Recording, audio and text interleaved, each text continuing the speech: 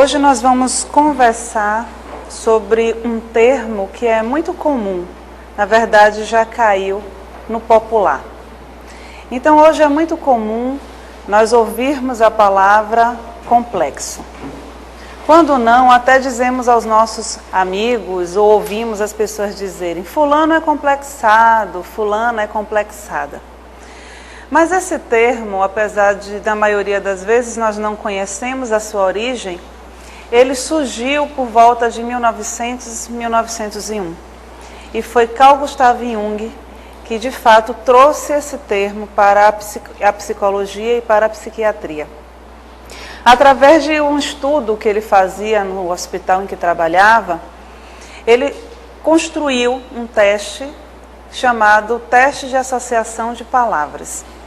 E nesse teste de associação de palavras, ele fazia uma lista com palavras aleatórias, chamava o paciente e ele dizia aquela palavra, por exemplo, verde. E ele, com detectores de batimentos cardíacos, com monitoramento, com relógio, ele ia registrando o tempo de resposta daquela pessoa. A intenção do teste era: associe essa palavra que você ouve a qualquer outra palavra. Então ele ia, no decorrer daquele teste, com aquelas palavras, 100, 200 palavras, ele ia o tempo todo contando o tempo de resposta daquela palavra. E esse teste ia sendo repetido por algumas semanas e depois ele fazia a comparação do tempo de resposta.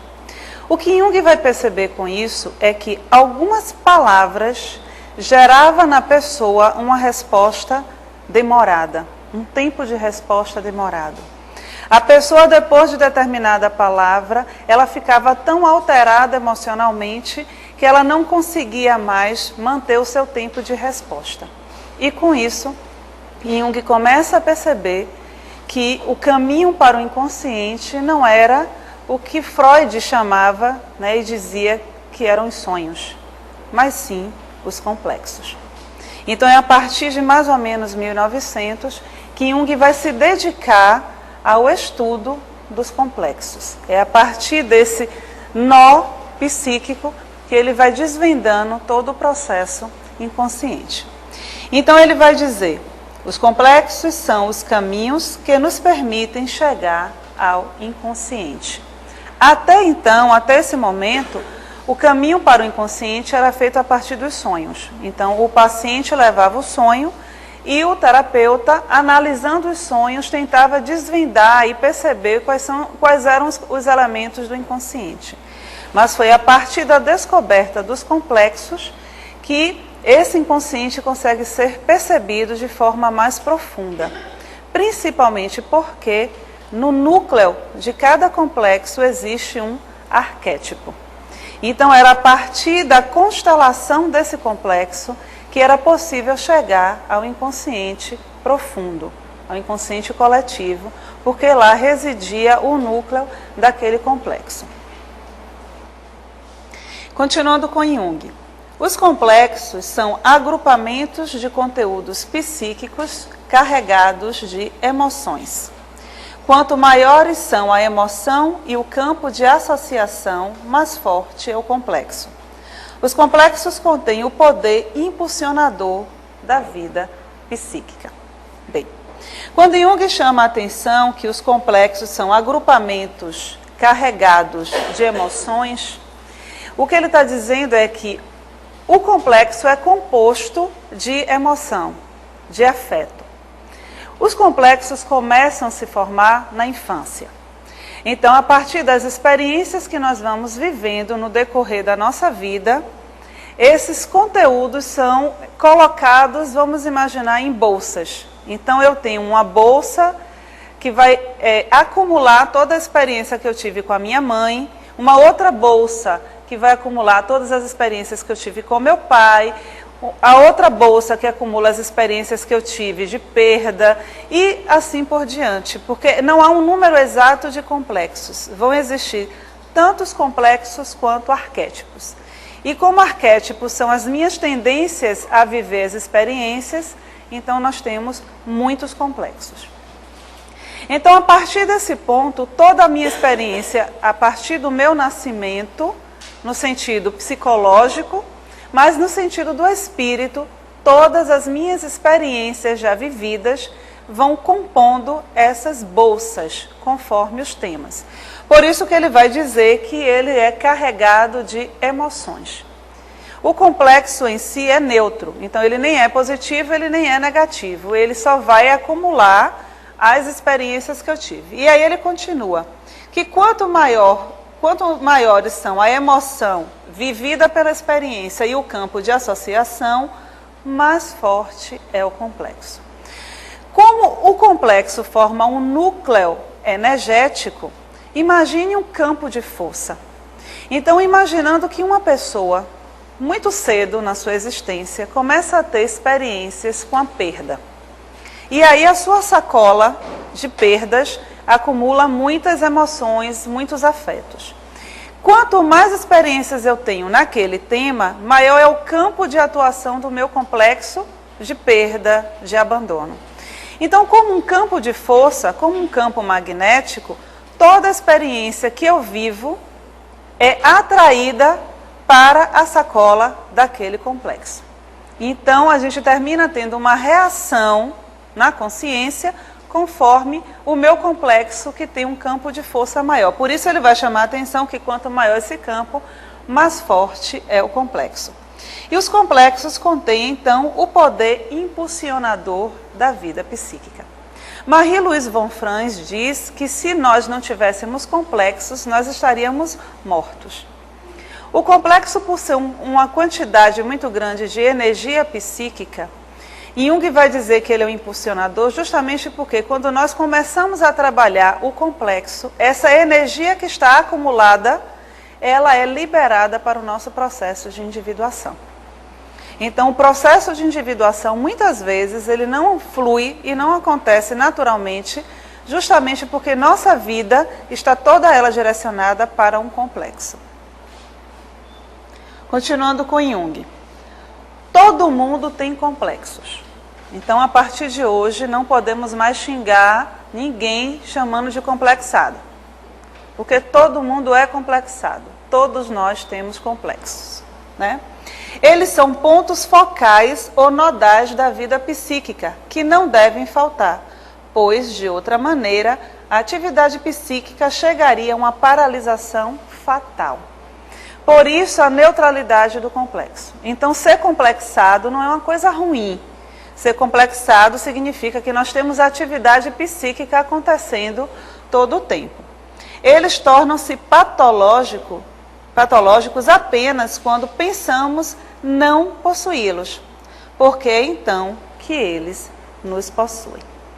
Então não adianta achar que não tem complexos, e Jung vai chamar muito a atenção disso, porque a partir do momento em que eu passo a acreditar que não tem um complexo, esse complexo passa a viver a minha vida.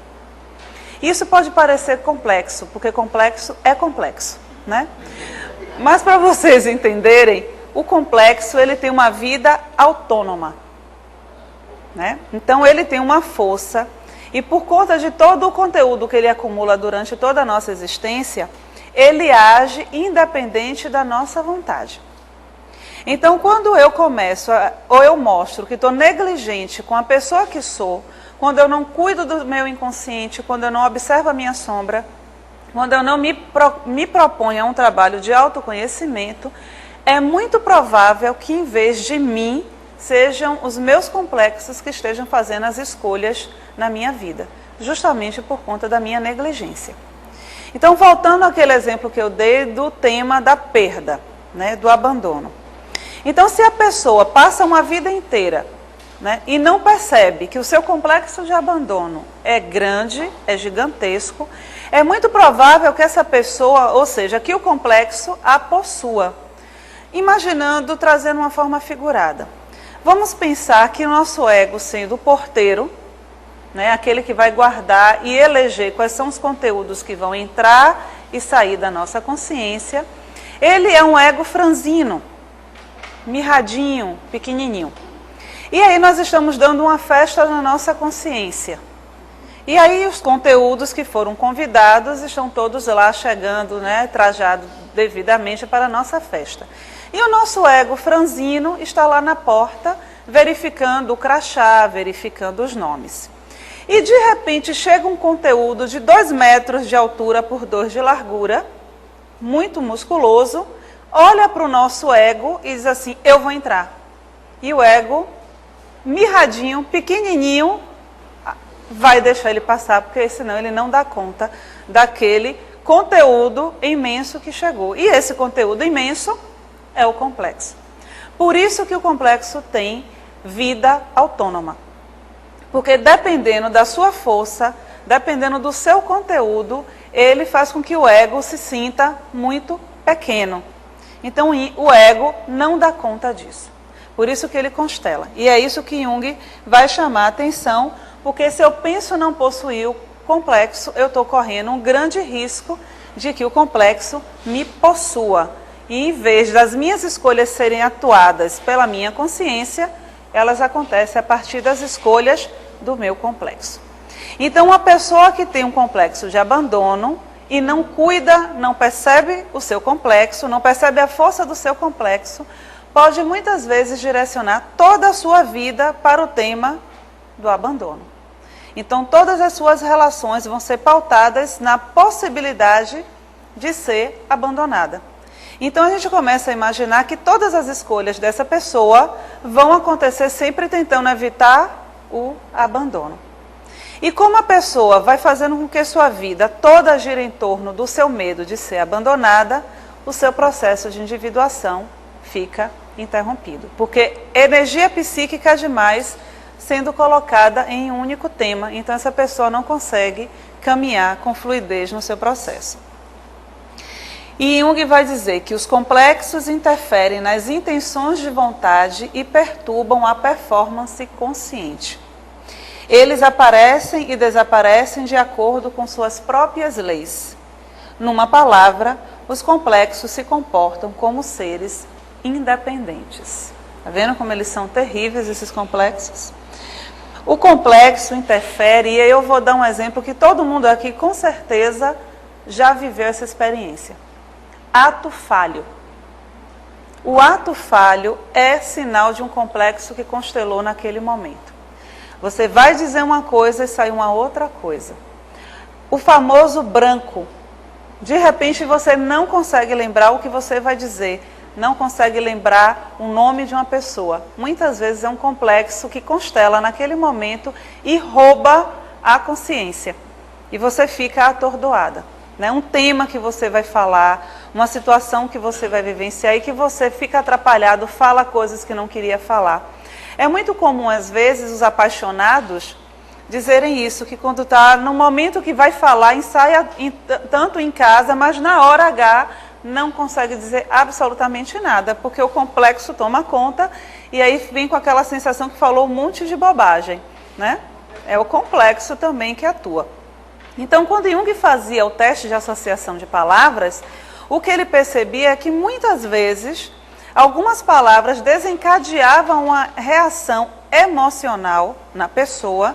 E se a pessoa mantinha, por exemplo, um tempo de 15 segundos entre a palavra e a sua resposta, ela passava, às vezes, 1 minuto para colocar uma outra palavra. E depois dessa palavra, todo o seu tempo de resposta ficava alterado, porque era o tempo exato que o complexo ainda estava ali atuando na psique. Então é isso que ele chama, vai perturbar a performance. Quantas vezes nós estamos vivendo algumas situações e você tem uma resposta que você para e diz assim, não fui eu, estava fora de mim. Não é isso? Tem uma reação exageradamente agressiva ou emotiva e você diz, não é possível, não era eu naquele momento. Né? É o complexo. Então o complexo entra em ação e a pessoa responde, né, a partir daquele complexo. Então não é surpresa, às vezes, conhecidos nossos, por exemplo, que são calmos, são tranquilos, e de repente, uma situação simples, e a pessoa tem uma reação, que você olha e diz assim, não é possível. E aí nós espíritas vamos dizer o quê? Era o obsessor. né? O obsessor tomou e a pessoa agiu pela ação do obsessor. E, na verdade, o obsessor se chama complexo, né? O complexo vem à tona, se eu não cuido disso, se eu estou desprevenida, ele vai tomar a atitude, e é claro que isso também vai abrir campo para uma influência espiritual, mas a atuação é desse complexo. Por isso que Jung chama a atenção que isso vai perturbar a performance consciente. Por que consciente? Porque o complexo, ele normalmente é contrário à minha atitude consciente. Então, se na minha atitude consciente, muitas vezes eu tenho uma ação de muita calma, é possível que, dependendo do meu complexo, ele venha com uma atitude que eu jamais teria na minha consciência, né? E aí ele chama atenção, como eu falei anteriormente, para essa lei própria que o complexo atua, né? É muito comum a gente ver no toque, por exemplo, né? No transtorno obsessivo compulsivo, os complexos atuam de forma gritante, no que a gente chama do pensamento ego-distônico. Então a pessoa é invadida por um pensamento que parece não ser dela, e na verdade muitas vezes ele vem com o conteúdo do complexo atuando ali. Bem, então Joana vai chamando a atenção e trazendo para nós, né, o olhar do espírito com relação aos complexos. Então ela vai dizer que nas personalidades instáveis, normalmente os complexos psicológicos assumem as responsabilidades pelas ocorrências problematizantes, né? Então todo o nosso desequilíbrio emocional, toda a nossa instabilidade emocional é decorrente do processo dos complexos. Como eu falei anteriormente, não dá para numerar a quantidade de complexos. Mas nós sabemos, principalmente na terapia, que existem complexos que eles aparecem com mais frequência, eles constelam com mais frequência. Quais são eles? Complexo materno, complexo paterno, porque todo mundo tem pai e todo mundo tem mãe, né? Então, complexo materno, complexo paterno, complexo de poder, complexo de inferioridade e de superioridade. Esses são os complexos mais comuns, esses aparecem com muita frequência. E uma hora ou outra, todos nós já constelamos esses complexos em nossa vida, né? Naquele momento em que eu sou tomada pelo poder e quero controlar a vida de todo mundo, quero controlar o mundo. Aquele momento onde eu quero ser mãe de todo mundo, ou quero que todo mundo seja a minha mãe. Então a gente vai percebendo a atuação desses complexos na nossa vida. Como ele é neutro, a experiência que eu vivi é que vai dar a tonalidade desse complexo. Para dar um exemplo, o complexo materno, por exemplo. Imaginando que uma criança, ela nasce em um ambiente extremamente saudável, onde encontra uma mãe muito bondosa, carinhosa, e essa criança vai crescendo em um ambiente onde ela é muito bem acolhida pela mãe. O pai está ali presente sempre, mas essa mãe é aquela mãe extremamente dedicada. E essa criança, na sua experiência com o materno, começa então a desenvolver o seu complexo a partir dessa primeira experiência com a mãe de forma positiva. E essa criança nasce, cresce 2, 3, 5, 6 anos. E essa criança agora começa a sua vida escolar, né? Ela precisa sair de casa, ela vai enfrentar a escola, ela vai para o mundo, uma outra sociedade, encontrar a professora, os coleguinhas. Essa saída de casa da criança é um sofrimento inicial para ela. Mas supondo que ao chegar na escola, ela encontre uma professora extremamente bondosa, acolhedora. Então essa criança continua tendo o seu contato com o materno de forma positiva. Ela cresce e agora é uma adolescente. E o seu primeiro desafio na vida é escolher qual a profissão vai fazer no vestibular, né? Qual vai ser a sua escolha no vestibular. E essa criança, que agora é um adolescente, se mostra extremamente inseguro. Não sabe o que fazer, né? E essa mãe que está ali o tempo todo tentando ajudar essa criança, e essa criança, que agora é um adolescente, na dúvida do que fazer. faz um vestibular, não porque era a sua escolha profissional, mas porque era o melhor, porque a família escolheu, ou seja, qual foi a opção.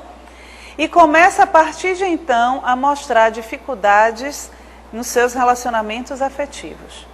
Essa mãe começa agora a mostrar que tem uma dificuldade imensa de deixar que esse filho ou essa filha namore, conheça pessoas, viaje, saia só. Então aquele complexo materno positivo, agora na adolescência, vai começar a ser um complexo materno negativo. Porque aquele excesso recebido na infância, agora é um excesso na adolescência. E como teve um excesso do complexo materno, é muito provável que tenha ocorrido uma ausência do paterno. Porque a função do paterno na psique é justamente tirar a criança do paraíso materno e jogar essa criança para as experiências do mundo externo. E se essa mãe era uma mãe super protetora, que a gente chama de mãe povo, né? Porque segura de todo jeito, e esse pai não conseguiu chegar ou não quis chegar, essa criança agora que tinha toda uma experiência positiva do complexo, na fase adulta da vida vai se mostrar inseguro ou insegura, vai mostrar dificuldade nos afetos, se for homem principalmente, porque as mulheres vão precisar ter o lugar dessa mãe, né? Essa mãe arquetípica, e toda uma dificuldade de emprego, de concluir as coisas, começa e não termina, né? E aí a gente vai vendo que o complexo é neutro por isso, né? Então ele vai começar positivo na vida de uma pessoa, mas pode terminar de forma negativa, dependendo, claro, da personalidade da pessoa, mas a gente vai percebendo a neutralidade do complexo nesse sentido. Então, quando o Jonas vai chamar a atenção, que é justamente essa personalidade instável, que vai fazer com que toda a minha vida, às vezes, seja e gira em torno dos problemas, a gente também vai percebendo o quê? Quantas vezes nós ficamos na queixa, né? E aí, por isso ela chama tanta atenção para a queixa. Então, muitas vezes, o queixoso queixa-se sempre da mesma coisa. E aí, já é uma pista para a gente descobrir os complexos. Qual é a minha queixa persistente? Né? A partir dessa queixa persistente, eu já começo a perceber que esse pode ser o tema do meu complexo. E aí Joana chama a atenção. Nesse empreendimento de ascensão inevitável, o ser depara-se com as construções do seu passado nele esculpidas, que se exteriorizam a miúde, afligindo, limitando. E aí nós começamos a pensar, bem, os complexos ficam no inconsciente pessoal. Então, por que Joana vai chamar a atenção para o passado? O núcleo do complexo é um arquétipo. E o arquétipo está no inconsciente coletivo. Estando no inconsciente coletivo, ele registra todas as nossas experiências. Então, é possível que nesta vida eu traga à tona uma emoção ou eu reaja a determinadas situações, não só com base na minha experiência dessa vida, mas também com base nas experiências passadas, sim. Justamente porque nós somos herdeiros de nós mesmos. Então, a história que eu já construí, passada, também vai refletir nessa vida.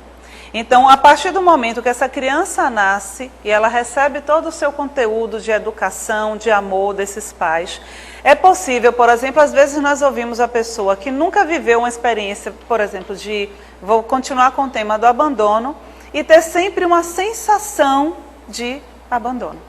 Então, a experiência vivida em uma outra existência que tenha sido muito traumática, pode fazer com que o arquétipo, né, do abandono ainda, vamos dizer, alimente um complexo, que não tem atuação tão forte, mas pode ser sim que isso apareça ainda por conta das experiências vividas. Não só as experiências provocadas por outras pessoas, mas também por aquelas experiências vividas por mim. Então, às vezes a gente pode justificar uma mulher, uma mãe que tem um complexo materno exacerbado, ela ter vivido em uma outra vida, ela ter abandonado os filhos. Então é possível que nessa ela venha exacerbada no seu papel de mãe, né? Exerça isso com muita intensidade. Se o complexo é tocado, reagimos de modo exageradamente emocional. Demonstramos uma superreação, porque não reagimos apenas à situação atual, mas sim a todas as situações semelhantes que tivemos no decorrer da vida. Eu sempre, quando falo disso, eu gosto de dar o exemplo, até porque assim, isso não acontece, é um exemplo aleatório, né? Mulher, principalmente, não faz isso também. Assiste o final da novela e chora horrores, né? Chora, assiste o filme já com lençol do lado, porque aí vai derramar todas as lágrimas. E aí, às vezes, principalmente novela que todo mundo já sabe como é o final. E aquelas lágrimas, muitas vezes, não dizem respeito ao tema, mas sim são as minhas lágrimas não choradas. São as minhas questões que não foram vivenciadas ou que foram vivenciadas de forma sombria, que naquele momento que meu complexo constela, eu aproveito, sem saber que estou aproveitando, para viver a emoção, o afeto que aquele complexo me traz. Então, toda vez que o meu complexo é tocado, eu vou ter uma reação exagerada para a situação. Por isso que a gente vai dizer assim, mas foi a gota d'água, né? Então, assim, você foi aguentando, aguentando, aguentando. Normalmente, a gota d'água é com a pessoa que fez menos. Então, você acumula, acumula, acumula. Alguém olha para você com a cara estranha e aí sai a onça, o hipopótamo, tudo de dentro de você atropela a pessoa, né? Por causa do exagero. Então, toda vez que eu perceber que eu estou tendo uma reação exagerada a uma situação, pode parar na hora e dizer complexo, muito prazer, prazer, né? E vá se apresente a ele, porque é ele que está chegando na sua consciência. E é importante a gente pensar nisso, porque isso vai acontecendo no nosso dia. Se você observar, é muito provável que no nosso dia, da hora que acordamos à hora que vamos dormir, 2, 3 ou até mais complexos constelem na nossa vida. Eu lembro muito de uma experiência que tive com uma paciente, e ela é extremamente racional, né? Uma pessoa da área da lógica, então tudo muito metódico, tudo muito arrumado. E chegou um dia, ela chegou no consultório e ela estava alteradíssima, né? Falando alto, agitada, que não era o comum. E eu olhando para terapeuta tem isso, né? Então a gente olha e diz, mas aconteceu alguma coisa da hora que ela saiu de casa até chegar aqui. Aí eu comecei a perguntar, você veio como? Veio sozinha hoje? Como é que... Ela morava só, ela não brigou com ninguém dentro de casa, a não ser que seja o cúmulo da rebeldia, ela brigou com ela no espelho, né? Então não era esse o caso. E comecei a perguntar, e aí ela chegou para mim e fez assim, cheguei aqui, cheguei um pouco atrasada porque estava engarrafado. Ele disse, foi, e você se irritou por causa do engarrafamento? Não me irritei não. Ele disse, não, você não está irritada? E aí ela, claro, né, falou bem alto que não estava irritada. Eu disse, e qual era o carro que estava na sua frente? Porque eu tinha que achar qual era a causa. Aí disse, era um ônibus. Era um ônibus. Eu disse, um ônibus comum, um ônibus, né, de empresa, um ônibus comum, lá com aquela propaganda de panela. E aí, quando ela falou propaganda de panela, os olhos encheram de lágrimas. Eu digo, opa, panela. Né? Aí eu disse, propaganda de panela, que interessante. Panela, panelas como assim, de aço, de inox. Panela, aquelas propagandas que não fazem sentido, aquela família feliz com panelas. E ela não resistiu e as lágrimas começaram a descer. E ali a gente percebia o complexo constelado, né? E aí podemos trabalhar a partir das panelas, podemos perceber o complexo afetivo que estava por detrás. Então, uma pessoa que trazia uma racionalidade, que dizia que não queria casar, que família não era importante, que tinha saído, abandonado a própria família para ter uma vida independente, na verdade, tinha um grande complexo, porque ela tinha muito medo de não casar, de não ser mãe, e aí, naquele momento, a propaganda de panelas faz com que esse complexo constele, né? Então, é esse excesso, esse exagero de reação que vai apontar, né, onde está o meu complexo. Então, a próxima vez que vocês chorarem com a novela, já sabe, né? Comece a pensar qual é o meu complexo e por que eu estou chorando mesmo. Bem, então Joana traz que esses conflitos que permaneciam adormecidos assumem o comando da personalidade, produzindo dificuldade no paciente para conseguir um edificante relacionamento entre o ego e o self, a prejuízo dos anelos superiores do pensamento. Então, imaginando essa pessoa que eu trouxe o exemplo, que a panela faz com que o seu complexo constele. Quando ela não aceita, quando ela não percebe, quando ela não assume de fato o que está por detrás daquela seu excesso de racionalidade, o que vai acontecendo com ela é que ela vai se distanciando cada vez mais da essência que ela é. Então a relação ego-self vai ficando cada vez mais distante. E o processo de individuação, o processo de crescimento da pessoa fica totalmente comprometido.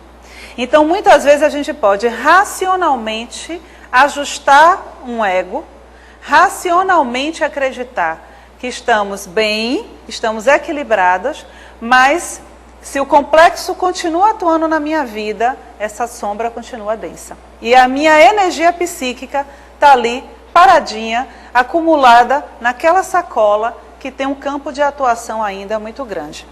E se a gente prestar bem atenção, até a nossa fala é pautada nisso. Os nossos medos, os nossos amores, tudo na nossa vida é pautado sempre com o mesmo tema. É interessante às vezes, principalmente quando a gente fala do complexo materno, né? Como algumas pessoas direcionam toda a sua vida e é interessante porque ela é mãe de todo mundo, né? Ela é mãe dos filhos, mãe do marido, mãe da mãe, mãe do vizinho, mãe do chefe, então ela é mãe. E todo o tempo ela atua na vida como mãe. E aí quando você às vezes observa uma pessoa que tem esse complexo, no caso uma mulher, mas pode ser um homem também, essa pessoa tem uma dificuldade imensa de ser acolhida, de ser ajudada, nunca pede ajuda. E aí a gente vai percebendo que se essa pessoa não trabalha esse complexo e percebe que ela é mãe dos filhos dela, e que se os filhos já cresceram agora, ela precisa deixar que o ninho fique vazio, essa pessoa todo o tempo vai ficar presa nesse processo. Né? Então ela entra muitas vezes no processo de vitimização, ela entra muitas vezes nesse processo de sempre estar substituindo os filhos, né? Então em vez dela cuidar da própria vida, ela está sempre cuidando de alguém. E aí o seu crescimento psíquico fica interrompido, não evolui, como Joana vai chamando a atenção. Porque os nossos pensamentos, as nossas atitudes, o nosso comportamento, todo ele é recheado pelo tema do complexo, ou dos complexos também. Então toda essa energia de que é portador inconsciente pode ser canalizada para a edificação de si mesmo, superação dos medos e perturbações, dos fantasmas do cotidiano, que rompem pela insegurança e pelo desequilíbrio emocional do indivíduo. Como aquela frase logo do início que Jung traz, essa energia que está contida no inconsciente, ela tem que ser usada e canalizada para a nossa edificação, para o nosso crescimento. Então essa energia psíquica que está ali, eu vou trazer um exemplo. Quantas vezes nós estamos vivendo uma dificuldade, né? E aquela dificuldade que você dorme e acorda, e aquela situação não sai da sua cabeça. Então quando nós conseguimos superar essa situação, há uma sensação interna de que nós podemos agora enfrentar muito mais do que isso. É exatamente essa sensação de que eu agora posso enfrentar mais, que é essa energia psíquica que fica disponível. Então aquela energia que está ali contida naquele tema o tempo todo, quando eu conheço esse tema, ela agora está disponível para o meu processo de crescimento. Aí vocês podem me perguntar, sim, mas como é que eu faço para trabalhar um complexo? Né? Porque é tão complexo o complexo, como é que eu faço para trabalhar o complexo? A gente costuma dizer que a gente precisa amarrar o complexo ao ego. Como é que se amarra um complexo ao ego? O primeiro passo é conhecer o complexo. Eu preciso perceber. Por isso que o processo de autoconhecimento é importante. Então eu tenho que estar atenta às minhas a minha vida, as minhas atitudes, a minha fala, o meu comportamento. Então, se eu começo, por exemplo, a perceber que toda pessoa, que para mim, necessariamente a pessoa não tem que ser, né? Porque a gente tem que lembrar que a gente projeta as nossas questões no outro. Que para mim, aquela pessoa passa uma imagem de autoridade, por exemplo, e quando aquela pessoa se aproxima, eu já me sinto menor do que uma formiga, é muito provável que eu tenha algum complexo ou de superioridade ou de inferioridade, por exemplo. Então, as imagens de autoridade vão ser sempre complicadas para mim no meu dia a dia. Aí eu tenho que perceber o quê? Como é que eu reajo quando essa pessoa ou essas pessoas ou situações aparecem na minha vida? Eu enfrento, porque se eu enfrentar é possível que seja superioridade. Ou eu me submeto, porque se eu estou me submetendo, é possível que seja de inferioridade. Então, imaginando que eu percebo que eu me submeto. O que é importante da gente observar é que, às vezes, a outra pessoa nem é autoritária. Mas, por algum motivo, eu posso ter associado àquela pessoa uma imagem de autoridade. Supondo que o meu pai é uma pessoa muito autoritária e que tem um tom de voz muito grave, é muito provável que todas as pessoas com voz grave, eu acredite serem autoritárias. E aí eu já me submeto à pessoa, mesmo que a pessoa não peça. Então, nesse exercício que eu faço e percebo que eu me submeto, o que é que eu faço? Toda vez que eu tiver que encontrar com aquela pessoa que provoca a sensação de inferioridade, ou eu percebo que aquela pessoa me passa um ar de autoridade, eu automaticamente preciso, e aí entra a minha consciência, pensar, bem, ele está vindo, eu vou encontrar com fulano, eu não preciso me submeter. Porque é assim que a gente vai trabalhando o complexo. A única forma de trabalhar um complexo é enfrentando o complexo. É como a gente imaginar voltando para o nosso porteiro mirrado. Né? O porteiro é mirrado, o complexo tem 2 metros de altura por 2 de largura. O que é que o complexo tem que fazer? Musculação. Tem que fazer musculação para poder se preparar para o complexo. Né? Não precisa correr do complexo. Ele não tem 2 de altura por 2 de largura, mas pelo menos tem 1,5. Né? Então, eu tenho que me preparar até o momento que eu perceba que o grandalhão que chega está de salto alto e de roupa de enchimento, e que não é tão grande assim. Então, o complexo sempre vai existir, mas a força de atuação dele diminui a partir do momento que o ego, que é o centro da consciência, começa a tomar posse, começa a tomar consciência, se torna consciente de que aquele ponto era para mim um ponto de dificuldade. Então, o grande desafio da existência humana está na capacidade de explorar esse mundo desconhecido, dele retirando todos os potenciais que possam produzir felicidade e autorrealização. E essa é a proposta do processo de individuação. Essa é a proposta que a mentora traz na sua obra, quando ela vai chamar a atenção para o autodescobrimento, para o autoconhecimento. Então, é esse o nosso desafio. Não adianta a gente ficar simplesmente estacionado se queixando da vida. Porque um dia fui abandonado, porque um dia ninguém acreditou em mim, por isso e por aquilo. Porque se a gente ficar preso no tema, a gente vai condensando energia ali, e aquela energia, de certa forma, paralisa. Então, ela vai fazer com que a minha potencialidade para o crescimento não se realize. E aí, voltando para o que Jung chama, atenção. Bem, se o complexo é uma condição e um caminho para o meu inconsciente, isso com certeza vai proporcionar a mim um autoconhecimento, uma possibilidade maior de ampliação da minha consciência da pessoa que sou. Então, em vez de estacionar diante do complexo e correr, eu preciso aprender a enfrentá-lo, eu preciso aprender a conhecê-lo. No início é difícil, você vai ter reação física até, sudorese, palpitação, sensação, vontade de sair correndo, vontade de desmaiar, náuseas, tudo isso a gente sente quando um complexo chega, uma situação traz um complexo. Mas se eu for persistente no meu trabalho, no meu experimentar a atitude e a situação, com o tempo eu começo a perceber que isso já não vai mais aparecer na minha vida. Para fechar, eu vou trazer um exemplo que é muito comum. Medo de falar em público. Muita gente apresenta o medo de falar em público. E na maioria das vezes, quando você vai examinando a situação, tem ali complexos fortíssimos, né? Porque a pessoa está sujeita à crítica, sujeita ao julgamento. Às vezes a pessoa tem um complexo de superioridade muito grande, pode parecer ser inferioridade, mas às vezes é superioridade. Então ela não admite errar, ela não admite ser julgada, ser criticada. Então qual é a única forma de vencer isso? Falando.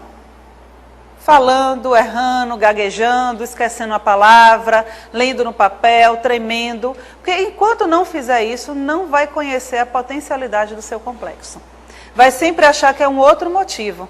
E é nesse experimentar da situação que eu começo a perceber.